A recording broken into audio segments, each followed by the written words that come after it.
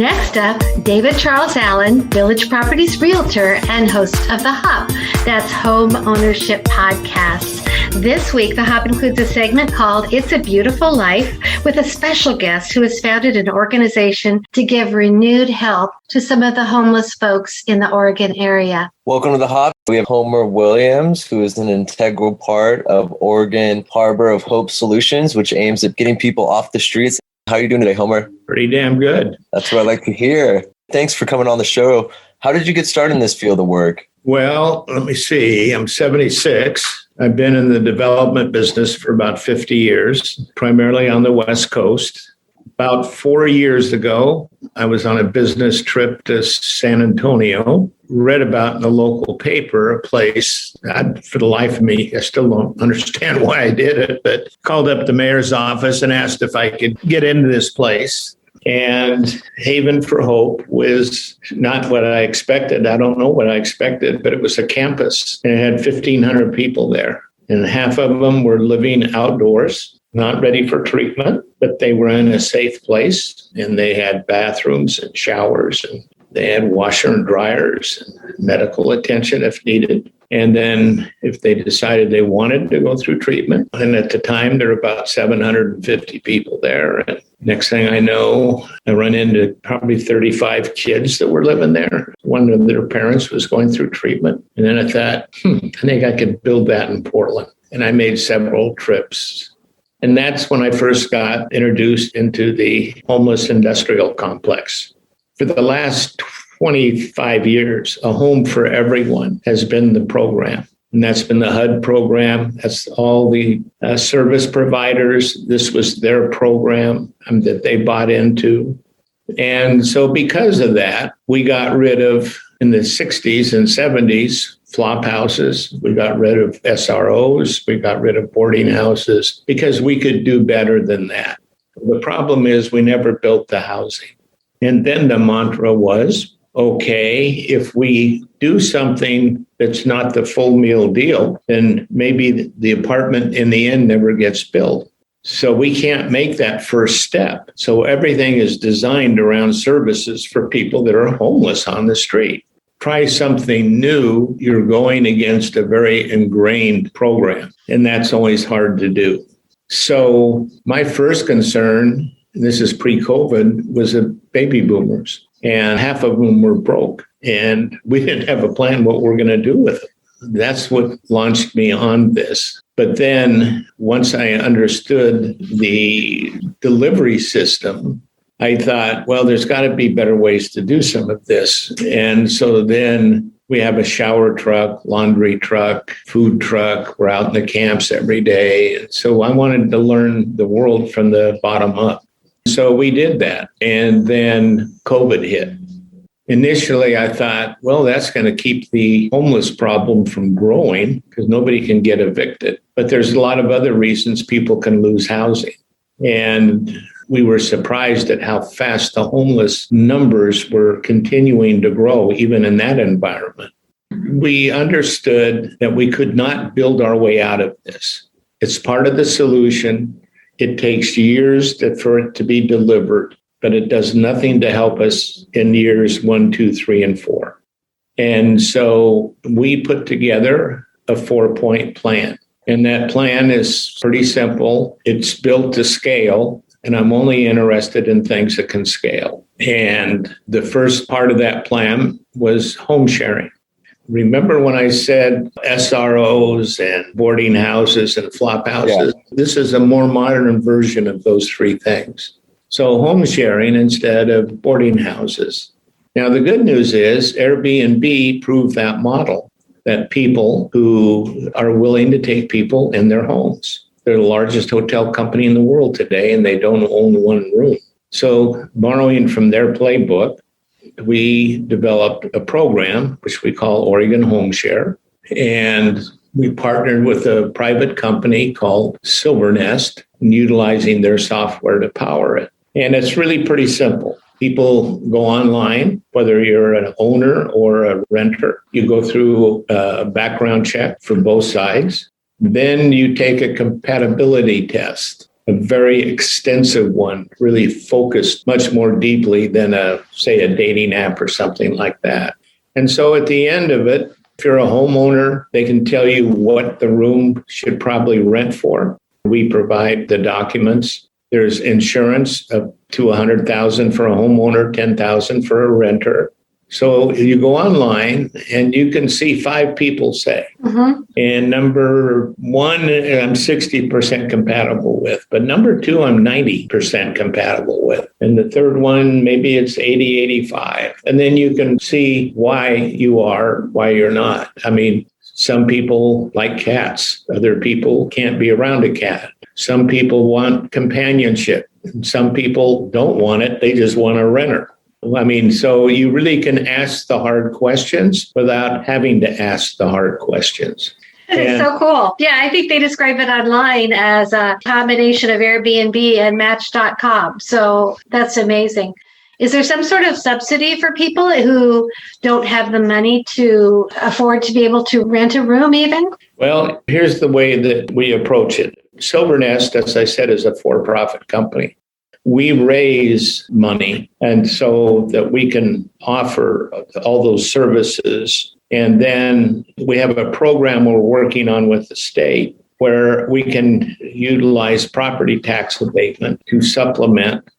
I use as an example a woman on Social Security at $900 a month. You know, she's probably $750 Medicare copay or whatever, and then she probably can afford $250.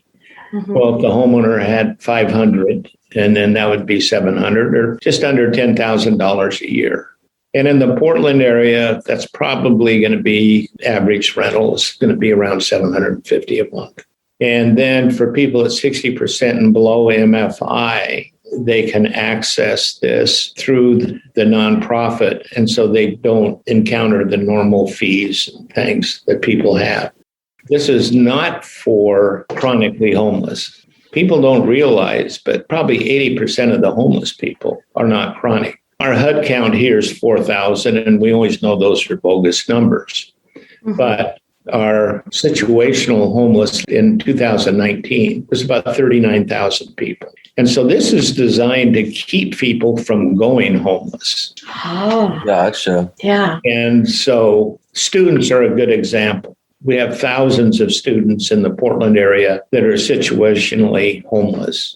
This is ideal because the homeowner, and the typical homeowner is a woman in her late 50s, early 60s, wants to stay in her home, wants to age in place. A student for a reduced rent can do all the hard lifting around the house. You know, there's a lot of opportunity there. Also, this is about companionship. And we know people live longer when they're not just living alone. For a lot of people, it's about compassion. So we did a study. We have 1.5 million spare bedrooms in the state of Oregon in owner-occupied homes. A 2% penetration or keep from going homeless 30,000 people. And while keeping 30,000 people in their homes. So you really get a double benefit. It's the most cost-effective thing any community can do. I love that you want to take this to scale because, as you know, it's a problem in Oregon, but it's a problem in Santa Barbara, it's a problem in Los Angeles, it's a problem all over our country. I think you should go on Shark Tank and pitch this idea and get Barbara, whatever her name is, the real estate mogul, to get involved. Well, what we're doing is creating what I call home share in a box. We spent 8 months developing this in the program with Silver Nest, and we've developed ads. We had 350,000 programmed for ads this year. We ended up only having to spend 135,000, and the Broadcasters Association picked us as one of theirs of support. So we're going to get almost $1 million worth of advertising on the airwaves and radios for the next 8 months, because this is about education and educating people about the benefits of it. You know, I was always so surprised when I would give talks to churches and stuff about how many people were already doing it. Yet as a society, if your kids are living at home, they go, geez, I wonder what's wrong with that kid. And it's normal in many societies where intergenerational living is just common. When you speak about living with mom and dad, you may know this, but millennial generation, a large percentage of them need that support right now. It's not like it was when we were kids. No. Or young people. It was much easier back then. It's difficult now. And so our goal is this home share in a box. We'll be able to offer it to any city or state that wants it. And we can have them set up in probably 90 days and operational. We would need to find the right NGO in each of those areas. Aren't you honored, David, that he's on our show and that maybe it'll end up in Santa Barbara, our beloved city? I happen to know a lot of the nonprofits back there. I was working with the RSVP program in the past, and it paired up seniors with volunteers. And any program that they have has a waiting list, quite a long waiting list. They have some great programs, but you can't get in them quickly. They just don't have the space. Can I ask you a tough question, Homer? It's going to keep getting more and more people going to be put in this situation because it seems prices are always going to keep going up for rentals. Getting a job and securing a job is kind of getting increasingly more difficult to some people. Oh, there's no question. Jobs being lost and robots and machines kind of taking over. How do you see it playing out? Is it just going to be bigger and bigger until there's no real middle kind of class? We've lost our middle class. There were three stools to a family: the home, the defined benefit plan, and Social Security. Today, no young people can afford a home. It's true. The defined benefit plan was replaced by the 401k, which was a knife in the back of the working class. The individual never wins with Wall Street. Wall Street wins, they lose. And so now you've got Social Security, and we know that's not adequate in today. And so we gutted our own middle class, unless you're a government worker with defined benefit plans or what's left of the unions. You're kind of out of luck. We always knew there was going to be job displacement. The old adage, but you're going to create more jobs because you're doing so many different things. It's not true. When we get into quantum computing, and for a lot of things, it's almost game over. But I thought it would be 10 years from now. But the COVID has accelerated everything. Distance learning, meetings. Why would companies fly gazillions of people around the world for doing? I mean, it's all changing and much more rapidly. And because of that, the layoffs that are inevitable are going to hit 50 and older. They're the most expensive, and they've got the least technological chops. So that, they're going to be gone, and they will never probably have another job again in their life. So we are going to get to some form of universal income, whether we like it or not. It's coming.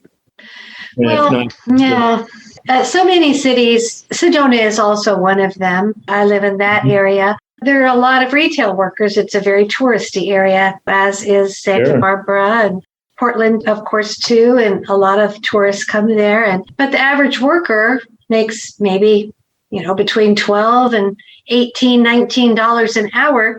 And it's not enough money for the very expensive rents that these places have. So it's such a huge problem. And look at it. The rich get richer, the poor get poorer. That's the dynamic we're on right now. And I like to tell people, the pitchforks will be coming. You cannot have people who worked all their lives suddenly living for nothing, living animals. It doesn't work. Well, I think we have a lot that went into it as well. I mean, a lot of people just order all their things off Amazon. All these small businesses that people have ran for their entire lives through generations have closed down because Amazon, and people continue to support these big box stores. So it's kind of like we put the knife in our own heart in a way, how people don't really go back to supporting local and supporting community and having compassion for the people around you, kind of like what you're trying to build back up. And so, it's a tough road. So then the second part of our 4-point plan is repurposing motels. And, in the state of Oregon, we should be buying every motel we can. You can buy them and have them operational within 90 days. And it's not that there's not enough money around. I mean, there's so much money sloshing around right now. The trouble is it's getting spent in all the old ways. Yeah. Which didn't work, which is unfortunate. Being an old developer, the idea of turning 300 feet into a livable apartment, the first thing you got to do is put a kitchen in. Mm-hmm. So you need a plumber and then an electrician and a carpenter and somebody to oversee them and schedule. And I thought, this isn't going to work. What we need to do is we need a plug and play kitchen. A kitchen that's pre-wired, pre-plumbed. It's already got all of the cabinets and it can be installed in an hour. And so we found a company that would do that. Oh, wow. You're kind of a genius, Homer. That's really clever. And then the next thing we had to do was get the bed out of the room during the day because it dominated everything.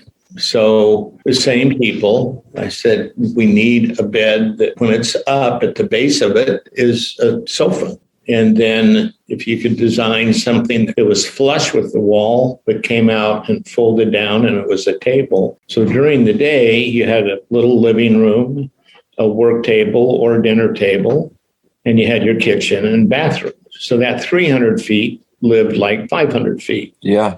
Because the bed would come down at night. Then you had your bedroom. And so they did that for us. So sometimes, I always rather be lucky than smart, So same people, we had given out thousands of tents and sleeping bags, and they really don't work well. People get attacked in them. Their stuff gets stolen. When it rains, it's terrible. Their clothes rot. Their feet rot. Not a good life, yeah. Not a good life. And so I said, give me your version of what a tent could be that two people could be in that feel safe. So they came up with this rigid tent. And you can take a baseball bat. You're not going to hurt anybody inside. It's actually got a door that locks. Inside is an insulated floor. Also a small safe embedded in that floor so that they can keep their ID. One of the biggest problems for homeless people is when they get their stuff stolen. If they lose their ID, they're nobody. They can't get anything. They can't get help. And that would be waterproof. Anyway, it then has a light. They can read at night and charge their phone because it has a solar cell on it. And so we've had those out being tested by homeless people now, and we've gotten a really positive response from them. That's amazing. And then there are pallet houses that are showing up around the different cities, but they're not well constructed, at least for this climate. But it's a great concept. So I asked these people, I want you to come up with a really cool tiny home. We call them pods. One that could be put together quickly and even more important, disassembled quickly, but that's going to last a long, long time. And so they came up with our version of that. And I think you have the video of that community that we're going to build and hopefully in July have it open. Oh, wow.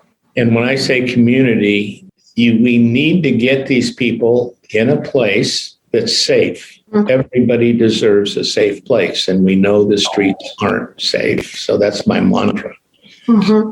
But then also be part of a community. Yeah, I think this is the wave of the future. I think this is an amazing plan. We call it a community in a box. You know, we can set it up in 4 or 5 days. In this case, the one that we're doing, you know, it'll be 50 pods. It'll hold between 75 and 100 people. And it has showers, building, showers, bathrooms, laundry, meeting space for caseworkers, and a communal area that's covered. And a place for the pets to run, because these people are not going to give up their pets. No one's giving up their pets. No.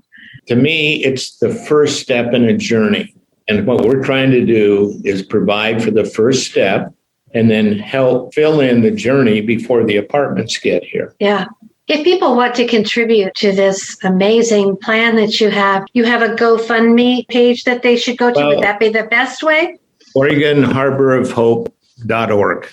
Okay. That's where you can find us.